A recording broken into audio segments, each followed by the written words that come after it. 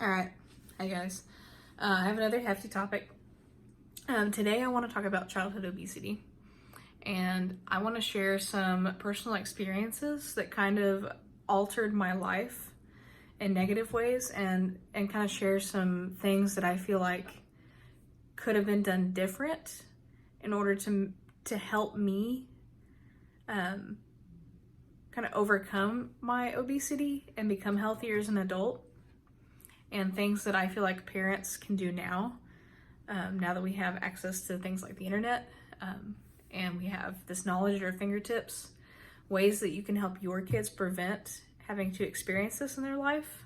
I have a lot of friends who are new parents right now, and I really hope that you get a chance to watch this and take something away from this for your kids, because I know not everyone goes through childhood obesity.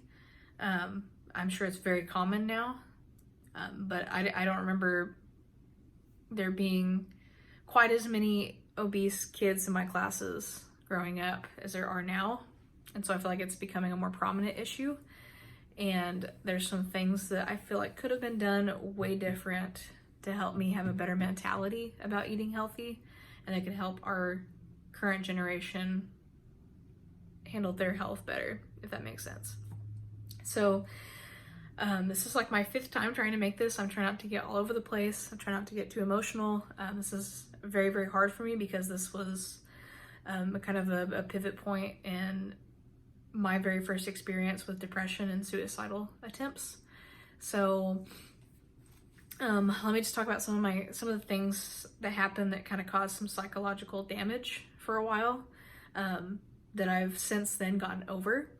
These are things that are never going to leave my brain. I'm always going to remember them for the rest of my life, but they're not things that I dwell on. They don't hurt me anymore.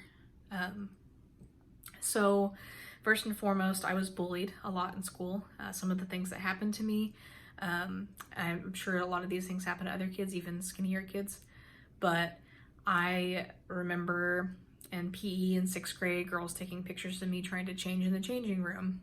Yeah, that was like kind of my first scarring experience. I remember kids coming up telling me, hey, my friend has a crush on you, me turning around and everybody's laughing and they think it's hilarious. And that kind of started to develop trust issues, to the point where when I was an adult, I didn't know if it was a prank or if a guy really did like me. I didn't know for sure, because I've been teased so much that I had trust issues, and I thought it was just another big joke because of my weight. I had these girls who were speaking a different language next to me, discussing and spitting on their pizza and offering it to me at lunch, and I didn't see it happen. Thank God I didn't take it, because it's just not, I don't like sharing food, it's weird.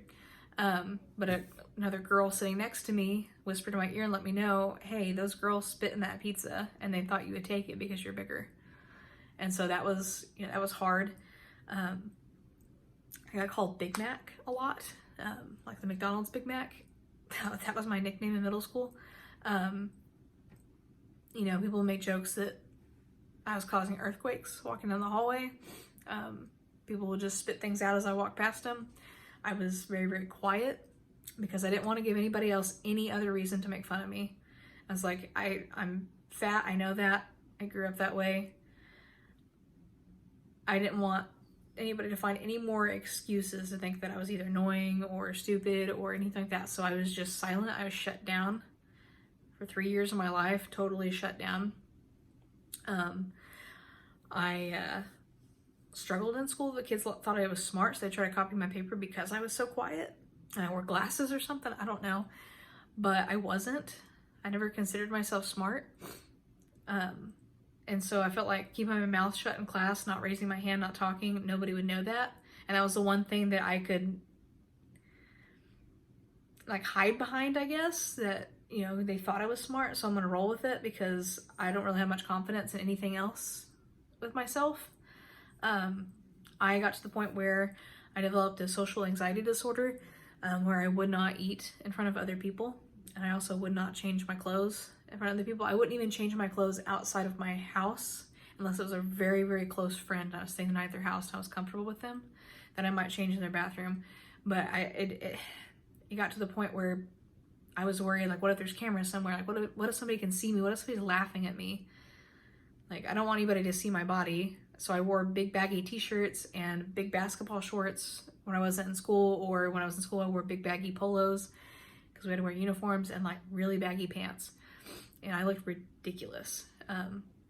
But I thought that I was hiding what my body looked like. I was naive enough to think that I was actually hiding from other people. And so it was a sense of security for me. I got really into band. I talked about that in my story video, but you know, that helped a lot. But I did get made fun of for like my chin and stuff when I was trying to play my instrument. When we practiced for a parade, I was so out of breath and embarrassed because I couldn't keep up and I was in pain. So these are kind of things that stuck with me for a long time. It took me a while to get over. People have made comments that this one's hard for me, made comments that I was hefty. I was told that nobody would ever love me because of my size, and that I would crush somebody. And if I didn't lose weight, I wouldn't ever get married, would never have kids. And I feel like those people maybe thought they could kind of shame me and scare me into losing weight. But when you're a kid, you don't know how that works. So all you hear is all this mean stuff, and you think that you're stuck the way you are and that there's no way out of it. You think it's a life sentence.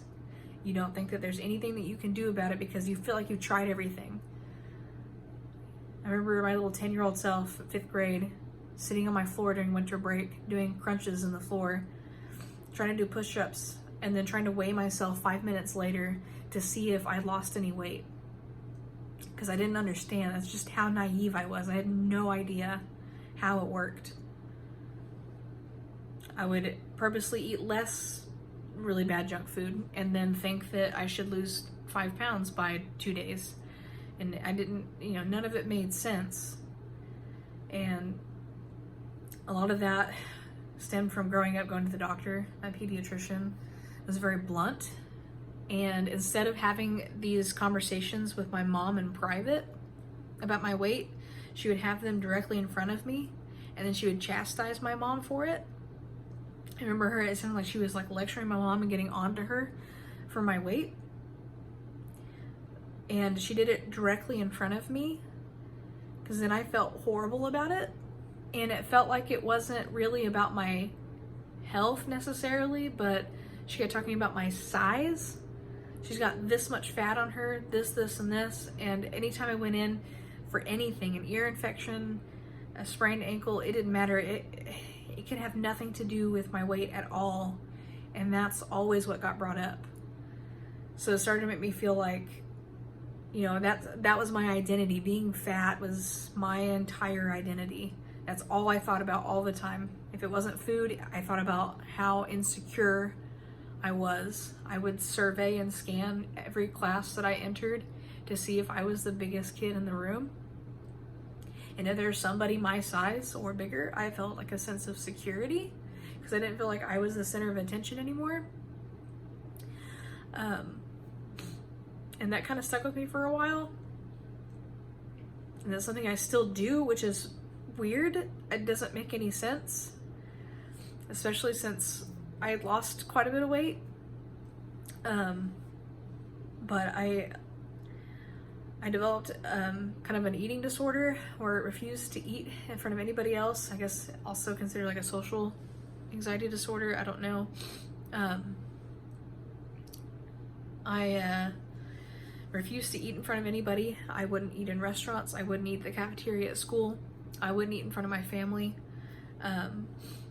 So I would just go all day without eating, and then I would come home from school and I would binge eat for hours. And I would look forward to it all day long. That's all I think about in class.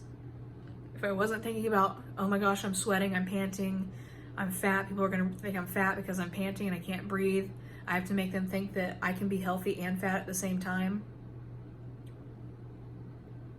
I was thinking about food. It was either that or food. And it became like a main focal point of my life, and that's what I Like I said, that's all I identified with as is the fat kid. It got to the point where I started making fun of myself because I felt like I could beat everybody else to the punchline. Jokes on them because I made fun of myself first. Then I started to actually hate myself. And that's when I developed really bad depression, to the point where, as hard as it is for me to admit, even as a kid, I explored ways to make it stop, to make it end. And I didn't understand the weight of that at the time because I was really young, and that's what's dangerous. And that's what a lot of our kids are going through, because they don't understand that once they're gone, they're not coming back. They're not going to see the reaction from all the people that hurt them because they won't be here. So what's the point? You know, these are things that we don't think about when we let our kids eat 3 slices of pizza in one sitting. We don't think about how they're psychologically going to be affected by how they're treated when we let them finish off an entire bag of hot Cheetos. And think, oh, it's good for them to have fun and to eat junk food every once in a while, and like maybe every once in a while, but you know, when you're letting your kid eat ice cream every night, you don't think about how they're going to suffer from the psychological damages, the physical health aspects of what they're doing every day. And you don't realize that you're actually really hurting your kids really bad. And when it does come to the point where you want to fix it and you want your kids to do better and you realize that there's a problem, you have to be very careful how you go about it. It can never have anything to do with the outward physical appearance of your child. Because the second you bring in their appearance, you need to lose weight because you won't get a boyfriend unless you're skinny. You need to, you know, you're really big. You don't, you know, if you want to wear a swimsuit, you got to lose weight. I'll buy you new clothes if you lose all this weight. Then it becomes all about their physical appearance and nothing about their health and their life. And that's a fine line of still hating yourself and losing weight because you hate yourself and you feel like it's a punishment for being the way that you are. And like that's where that mentality starts to come in. When everybody's talking about your size and your relationship status and your appearance, and they're equating health to appearance, that's not going to last. Your appearance isn't something that you're going to have forever. Everybody gets old. You either die or you get old. So that appearance isn't going to be a determining factor for the rest of your life. Instead, you should be teaching your kids that they should love themselves and that they should eat healthy, that we all, the whole family, should eat healthy so that we could all be together longer and so that we could treat our bodies well, so that we can be happy in our heads and in our hearts, and that whatever the outside appearance is just going to follow along. If you're focused on the inside and you're truly focused on your actual health, then the rest will fall into place all on its own.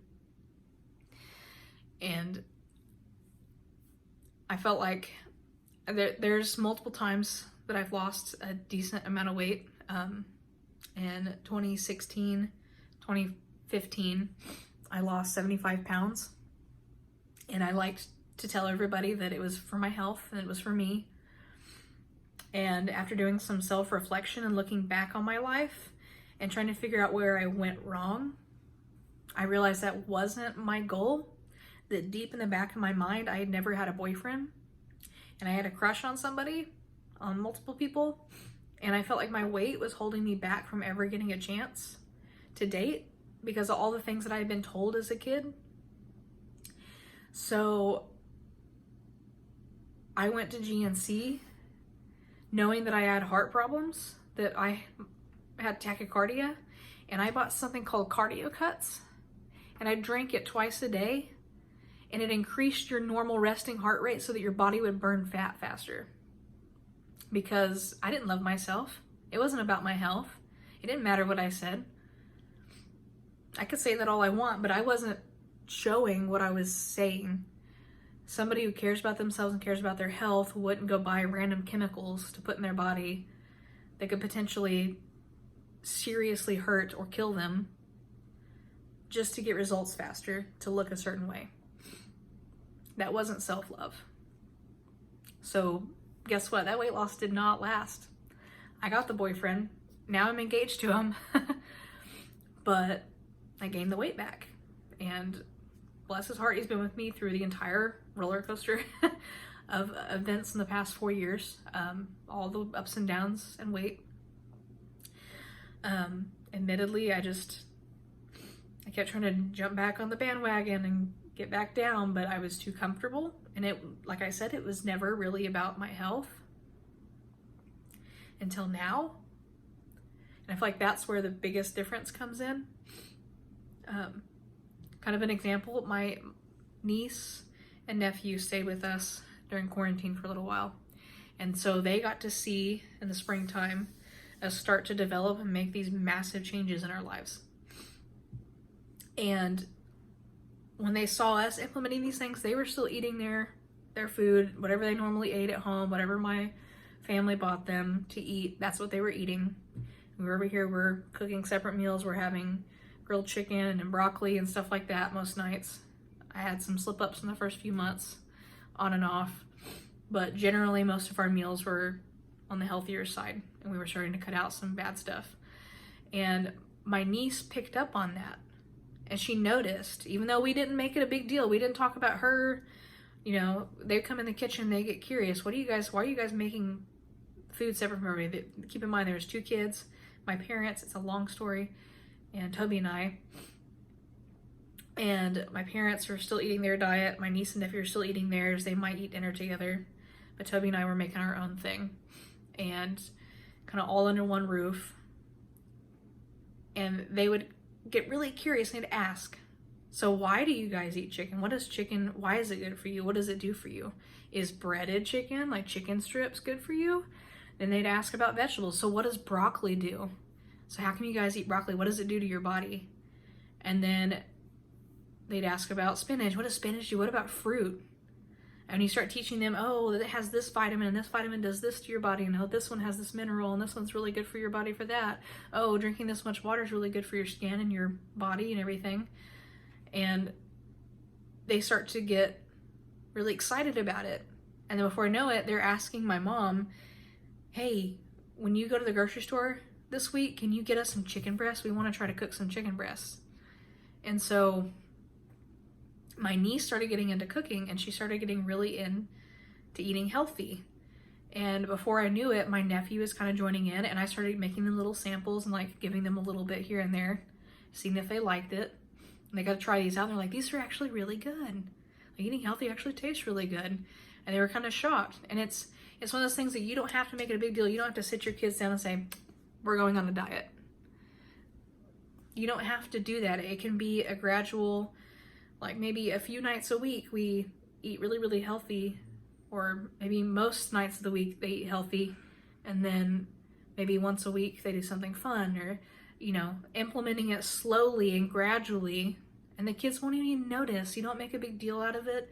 You don't throw them under the bus. You don't make them feel isolated. You don't make them feel like the whole family's on a diet because this one sibling is obese. You don't bring attention to them. You just all eat together and say, we are doing this as a whole. Don't call that one kid out. That makes them feel like eating healthy is a punishment and that everybody's being punished because of their size. That's not fair. So trust me, lead by example. If you lead by example, kids will follow. They'll get curious, they'll ask, and they want to do better. Kids want structure. They want to be healthy, but they rely on you to have the knowledge and the ability to get the whole family on track. So if you are a new parent right now, I highly encourage you to start looking up, if you don't know much about it yet, to look up some things about nutrition, to look up different vegetables and how they affect your body, to look into these things so that you can teach your kids these valuable life skills, because unfortunately they won't learn it in school. I wish I learned it in school. I wish we could teach it in school. I think it's really important But right now, kids are only getting that from home. And I think it's really important for parents to educate yourselves on how physical activity works, nutrition, the kinds of fruits and vegetables that are actually beneficial to their body, and to slowly teach them these things. How come we're eating broccoli? It's nasty. Well, broccoli does this for your body, and it'll make you really smart and make you happy and make you stronger. And like little boys, they want to be strong. Tell them they're eating spinach because it makes them stronger. Tell them the chicken's good for them. It makes their muscles bigger and stronger. Like, kids love that. Don't tell them it's because we don't want to get fat. We're eating this way because we need to lose some weight. That's not okay. It's not going to stick. It's not going to teach that child to eat healthy for the right reasons. You can very quickly turn physical activity and nutritious food into a punishment very, very easily with your word choice and your example that you lead. Don't hand that kid a thing of cottage cheese and tuna while you go off and eat a pizza. It's not going to work. That kid's going to feel isolated. They're going to feel alone. They're going to feel hurt. They're going to feel like it's a punishment, and they're going to retaliate. And I know because I did that. So I'm not a professional. I don't have a certification in any kind. I would love to have one someday. I'm working on it. I'm not a doctor. I'm just speaking from personal experience. And as an educator who's taken a couple of psychology classes and had to do a presentation on childhood obesity, which I picked out that topic because of my experience, I'm just trying to share kind of what I went through and what I've learned along the way in hopes that we can help the next generation not have to deal with the same kind of stuff that we've had to deal with. And I hope that this doesn't get taken the wrong way. I say these things because I really care, and as an educator, I see kids who suffer from these things and see them get bullied, and I have to deal with the bullies, and I have to deal with the paperwork, and I have to talk to these kids and talk to their parents and stuff. I don't want to see it anymore. That's another thing, little off topic. Gotta teach your kids, because there's going to be criticism in the world. There's going to be mean people. They're never going away. Unfortunately, it's not going to go away. Bullying's not okay. Yes, we need to take action against it. Children need to learn what's right and wrong, and what they say has a bigger impact than what they realize. But at the same time, we also have to teach our kids to build a strong backbone and to learn how to let these things roll off and to move on, because it's not going to go away. You're going to have mean people, mean adults. There's lots of mean adults. You're going to have people cuss you out in traffic. You're going to have people flip you off. You're going to have people get mad at you at the store or make comments. And you got to teach them how to just let it roll off and ignore them and move on, because there's some mean people in the world who are suffering too, and they don't know how else to deal with it other than to project it onto others. And we have to teach our kids that their self-worth is in their mind and their heart and their family, and has nothing to do with the bullies at school. Those bullies are having trouble themselves, and that we need to pray for them and hope for them the best, and be the bigger person, and teach those kids how to cope with those situations, because unfortunately it's not lightening up anymore, especially with social media. So hopefully I could help somebody. Like I said, I'm not a professional in any way, shape, or form other than being an educator. That's my only criteria. But sorry if this was triggering too. I know this was a little bit intense, and I'm sorry that it's so long, but I hope that this kind of reached somebody and helped somebody out in some way. That's my only real goal with sharing these things. But if you'd like to stay tuned for more and hear more from me about things like this and other topics, and maybe even some vlogs in the future, then I hope you'll subscribe and keep up with the notifications.